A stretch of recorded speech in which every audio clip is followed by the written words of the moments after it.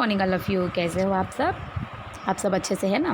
Okay, चलिए safe रहिएगा, घर पे ही रहिएगा। ओके, चलिए हम पढ़ रहे हैं क्लास 7 की हिंदी की बुक पारिजात। ओके, हम इसमें कौन सा चैप्टर कंप्लीट कर चुके थे? चैप्टर 7। ओके, उसके बाद दिया है निराला की माँ। ठीक है, ये सिर्फ आपके पढ़ने के लिए है। मैं आपको एक बार रीड करके बता देती हूँ।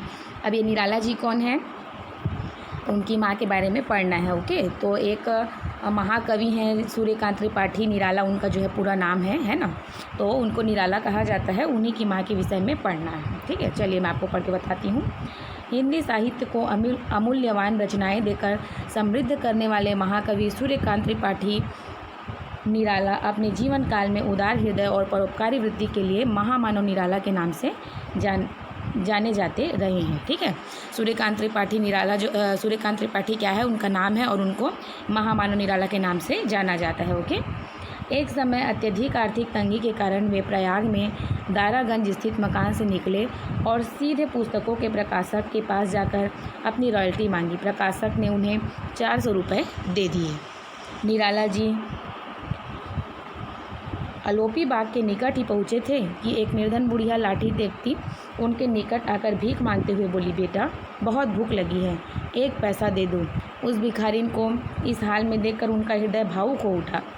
वे बोले, यदि मैं तुम्हें 1 रुपये दे दूं तो तुम कितने दिन तक भीख नहीं मांगोगी? बूढ़ी भिखारिन ने उत्तर दिया, बेटा 3-4 दिन तक भीख नहीं मांगूंगी। निराला जी तो सब कुछ जान लेना चाहते थे। उन्होंने फिर पूछा, तुम्हारा महीने भर का खर्च कितना होगा? उत्तर दिया, 15-20 रुपये तो होगा ही बेटा।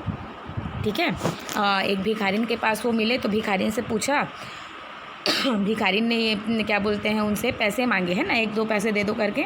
तो उन्होंने भिखारिन से पूछा कि अगर मैं तुमको पैसे दे दूँ, 1 रुपये दे दूँ, तो तुमको कितने दिन तक भीख मांगना नहीं पड़ेगा? तो उसने क्या उत्तर दिया कि 2 दिन 3-4 दिन तक हो सकता है कि मुझे भीख मांगना ना पड़े, है ना। फिर क्या है, निराला जी को और उत्सुकता हुई, उनको सब चीज़ जानने की उत्सुकता थी, है ना। तो उन्होंने फिर पूछा कि तुम्हारा महीने भर का खर्च कितना होता होगा? तो बुढ़िया ने क्या उत्तर दिया, भिखारिन ने, कि 15-20 रुपये तो होता ही होगा बेटा। तो चलिए देखते हैं आगे। बुढ़िया के मुख से बार बार बेटा शब्द सुनकर निराला जी को अपनी माँ की स्मृति ताज़ा हो आई। उन्होंने फिर पूछा, यदि मैं तुम्हें 300 रुपये दे दूँ तो तुम कितने बरस भीख नहीं मांगोगी?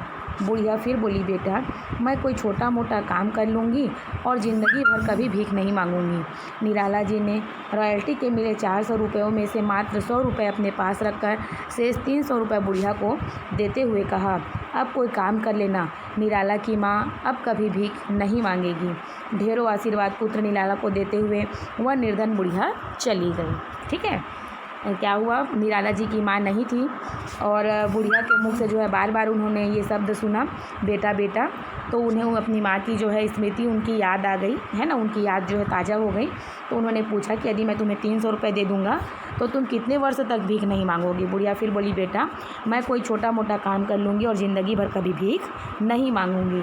निराला जी ने रॉयल्टी के मिले 400 रुपये जो लाए थे ना उन्होंने, उसमें से 300 रुपये उन्होंने भिखारिन को दे दिया और 100 रुपये उन्होंने अपने पास रखे। ठीक है, और ढेरों आशीर्वाद पुत्र निराला को देते वह निर्धन बुढ़िया जो है क्या है, चली गई। उस निर्धन बुढ़िया ने क्या कहा, भिखारिन बुढ़िया ने, कि अब निराला की माँ वह कभी जो है भीख नहीं मांगेगी। ओके, चलिए ये सिर्फ आपके पढ़ने के लिए था, एक जनरल नॉलेज है, मान के चलिए इसको। ठीक है, अब आपको नेक्स्ट चैप्टर जो है चैप्टर 8 भोला राम का जीव, ठीक है, इसको मैं आपको नेक्स्ट वीडियो में बताऊँगी। Thank you.